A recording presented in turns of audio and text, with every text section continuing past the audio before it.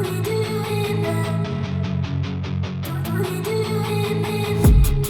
been dreaming on in my head like I've seen it. A life worth living is a life with meaning. I'll do. Selamat datang di The Official Auto, dan di sebelah saya sudah hadir Hyundai Ioniq 6 terbaru, dan kita akan mencobanya saat lagi. Sebelum kita mencobanya, sekarang kita akan bicara terkait desain dan eksterior yang dihadirkan oleh Ioniq 6 ini. Secara umumnya ini dia tampilan berbeda dibanding dengan Ioniq 5 yang lebih retro ya. Kalau ini dia lebih streamline ya, ke sedan-sedan gitu. Tapi kedua produk ini menggunakan modul yang sama, platform yang sama, yakni Electric Global Module Platform. Sehingga kalau misalnya dibilang dia punya DNA yang sama dengan Ioniq 5. Untuk impresi perdana, untuk desainnya, kita bisa melihat dari depannya itu memberikan streamline yang cukup terlihat ya. Kalau kita melihat lampunya, ini menggunakan teknologi LED dengan bentuk parametrik ya, yang menjadi ciri khasnya produk Hyundai, terutama kendaraan listriknya. Kemudian di area bawah kita bisa melihat grill depannya ini meruncing, dan tentu saja Hyundai mempunyai alasan kenapa dibuat seperti ini, yakni untuk menembus atau aerodinamisnya lebih baik. Nah, melihat bagian sampingnya kita bisa melihat bahwa bentuk streamline-nya itu lebih terlihat ya, bentuk sedan sporty. Untuk area kaki-kakinya, Hyundai Ioniq 6 menggunakan pelek berukuran 20 inci yang membuat kesan sportinya menjadi lebih terasa. Balik ke arah belakang, sehingga ke belakang ini kita bisa melihat ada bentuk coupe dan bentuk sporty yang terlihat mengingatkan kita pada mungkin desain-desain mobil Eropa ya, gitu. Dan untuk desain ini saya harus bilang bahwa perhatian utama ada di area belakang. Seperti apa? Ayo kita simak bareng-bareng. Nah, kita tiba di area belakang dari Ioniq 6. Seperti yang Anda lihat, Hyundai memberikan kesan yang menyerupai coupe ke bagian belakang, tapi dengan spoiler yang berbeda dengan bagian bokongnya ya. Dan seperti yang tadi saya bilang, desain parametriknya tetap hadir pada beberapa detail, seperti pada stop lamp dan pada sign lamp. Dan di tengah ini menyambung, yang terlihat LED-nya satu-satu ya, dan ini cukup modern. Desain parametrik ini juga terlihat nih pada bayangan di area spoiler ini. Dan ini belakangnya ini cukup, menurut saya sih cukup seksi dengan guratan-guratan yang lebih menarik perhatian ya dibanding di area depannya. Nah, apa sih yang ditawarkan di area bagasi dari Ioniq 6? Ini tombolnya sudah elektrik, dan kita bisa melihat desain atau ruang di bagian bawahnya ini cukup lebar ya, serupa dengan sedan sporty. Dan tawaran bagasi ini juga memudahkan karena ini nggak terlalu tinggi ya. Meski bagian ininya itu cukup besar ya, tapi untuk area di dalam untuk mengangkut koper berukuran besar mungkin ini bisa sampai 3 nih, gitu. Dan ini sudah elektrik, kita tutup kembali. Untuk kesan lainnya, sekarang kita akan coba melihat bagian dalamnya dia, apa sih yang ditawarkan di Ioniq 6 ini. Ayo. Nah, sekarang kita ada di bagian interior dari Ioniq 6 ini. Bisa dibilang desain dashboardnya mengingatkan saya pada Ioniq 5 ya. Ini seperti yang saya tadi bilang bahwa kedua produk ini berbagi platform, sehingga untuk soal desainnya ini cukup familiar ya bagi Anda yang sudah pernah menggunakan Ioniq 5. Nah, kita bisa lihat nih dashboardnya, menurut saya ini terhitung simple ya, walaupun ada bagian yang cukup aneh nih pada bagian ujung di kiri dan di kanan yang sepertinya digunakan untuk kaca spion ya di luar ya, karena saya pernah lihat dia punya monitor layar di kiri dan kanannya ini. Untuk meter cluster dan head unitnya sudah menggunakan layar sentuh. Ini kira-kira ukurannya sekitar 10 inci untuk masing-masing. Kemudian ini seperti pada electric vehicle lainnya, head unit ini jadi operasi utama untuk fitur dan lain-lain sebagainya. Kita bisa melihat sambungan telepon, kemudian status dari baterai, kemudian ada beragam pengoperasian lainnya. Menariknya, dan saya lebih senang dengan desain tombol fisik di sini ya, karena ini tidak bikin bingung. Jadi kita masih bisa tahu nih apa kegunaan dan keperluan dari masing-masing tombol ini, termasuk salah satunya adalah pengaturan AC yang ini kapasitif ya. Jadi layar sentuh aja bisa naik dan turun, dan kemudian ada juga tombol setup, media, dan ini untuk kembali ke home.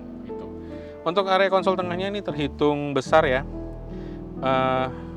Ini salah satu kelebihannya dari penggunaan eGMP platform, karena Hyundai bisa mendesain nih area tengah ini lebih leluasa ya.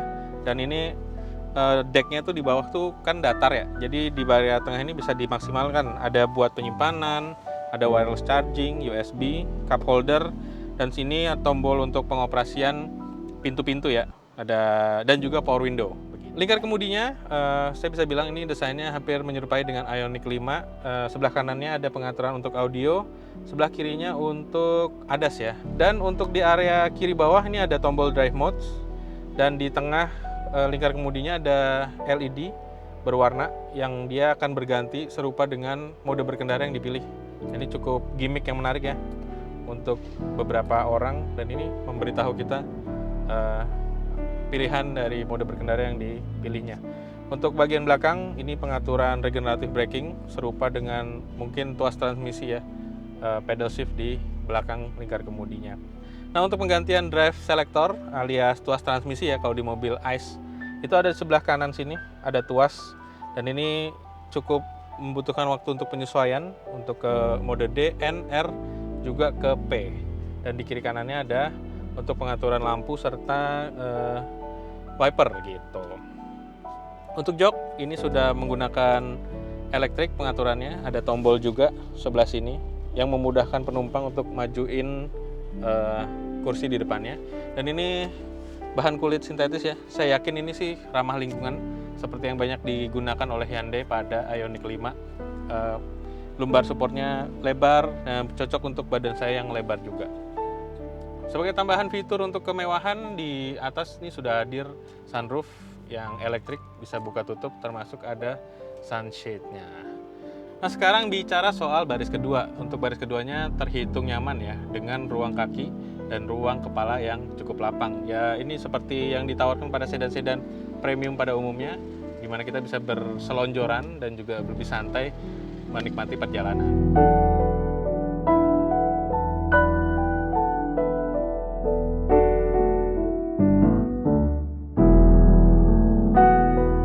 Nah, sekarang kita ada di balik kemudi dari Ioniq 6 ya. Secara umum saya bisa bilang untuk kesan pertamanya itu serupa dengan apa yang ditawarkan oleh Ioniq 5 ya. Karena masing-masing dari model ini menawarkan platform yang sama ya, pakai eGMP, Electronic Global Module Platform. Jadi untuk orang yang udah pernah membawa Ioniq 5 mungkin dia nggak butuh waktu lama ya untuk nyobain mobil ini dan langsung mengetahui apa fungsi-fungsi dari beberapa tombol di balik kemudinya. Impresi perdana ini saya lebih mengarah pada apa yang saya rasakan ketika di balik kemudi ya. Secara umum sudut pandangnya ini luas, benar-benar tidak ada kesulitan untuk melihat kiri dan kanan, dan untuk bagian bawahnya dashboardnya terhitung horizontal ya, tidak terlalu banyak bentuk 3 dimensi yang menyulitkan lah. Kemudian Hyundai sudah memberikan head-up display sehingga untuk kecepatan kita bisa melihat di arah depan mata. Ini cukup menarik dan cukup memudahkan tentunya untuk berkendara di berbagai kondisi. Sentuhan lainnya yang saya langsung bisa merasakan sebagai impresi perdana adalah dari desain kemudi ya. Ini udah flat bottom dan ini terasa sangat nyaman dan juga cukup presisi ya untuk mengetahui ke arah mana kita akan menuju. Ini di area terbatas, tentu saja kita belum berada di jalan raya. Untuk belokan-belokan serta beberapa kondisi lainnya ini sudah bisa mewakili di impresi perdana ini. Nah, bicara performa, Ioniq 6 ini hadir dengan penggerak all-wheel drive sehingga ada motor listrik di keempat rodanya dan menawarkan tenaga hingga 326 PS dan torsinya ini 600 Nm, sekitar 605 Nm. Dan ketika di tempat terbatas ini kita bisa nyoba nih bagaimana jambakan dari torsi tersebut. Lihat, instan banget, dan ini seperti mobil listrik ya di akselerasi pertama, tapi ini benar-benar lebih jambak. Dan ini salah satu yang berbeda ya dari Ioniq 5 dan Ioniq 6, bahwa pada bagian tenaga ini kita benar-benar disuguhkan oleh performa yang luar biasa. Dan ini jadi salah satu alasan mungkin kenapa model ini ditawarkan di angka 1,2 miliar ya, 1,19 gitu. Untuk suspensi dan kekedapan, untuk di area terbatas ini saya bisa merasakan bahwa suspensinya terhitung stiff ya. Dan kemudian untuk kekedapannya, karena ini tidak di jalanan umum, setidaknya nih cukup memberikan kenyamanan yang baik. Dari posisi postur berkendara saya merasakan ditopang dengan baik karena sudutnya lebar, kemudian terasa ya nyaman ya dengan pengaturan elektrik yang tentu saja memudahkan saya mendapatkan posisi duduk yang berkendara yang lebih baik. Nah, untuk salah satu keunggulannya di balik Ioniq 6 ini, Ioniq 6 ini menawarkan 3 mode berkendara, yakni Eco, Normal, juga Sport. Tapi kayaknya tadi dicoba di mode normal sekalipun torsinya udah memberikan kesan yang powerful ya. Dan ini jadi salah satu penilaian yang mungkin ketika Anda bertanya, kenapa saya membutuhkan Ioniq 6? Karena sudah ada Ioniq 5, ini salah satunya. Torsi yang luar biasa, di angka 600 Nm. Nah, itu dia tadi impresi singkat kita dengan Hyundai Ioniq 6. Hyundai menawarkan Ioniq 6 dengan bandrol 1,197 miliar on the road, dan ini membuatnya menjadi salah satu produk Hyundai yang mahal. Dan untuk kendaraan EV, sebenarnya Hyundai Ioniq 6 ini akan bermain pada premium segment ya. Jadi sudah ada beberapa rivalnya tuh yang juga ditawarkan di tanah air. Dan dengan tawaran yang dihadirkan Ioniq 6 ini, semoga bisa memenuhi kebutuhan dari konsumen terhadap kendaraan listriknya di Indonesia. Nah, jangan lupa untuk terus saksikan informasi otomotif terkini di Indonesia di auto.com, carvaganza.com, dan zigwheel.co.id. Dan sampai jumpa di video-video berikutnya.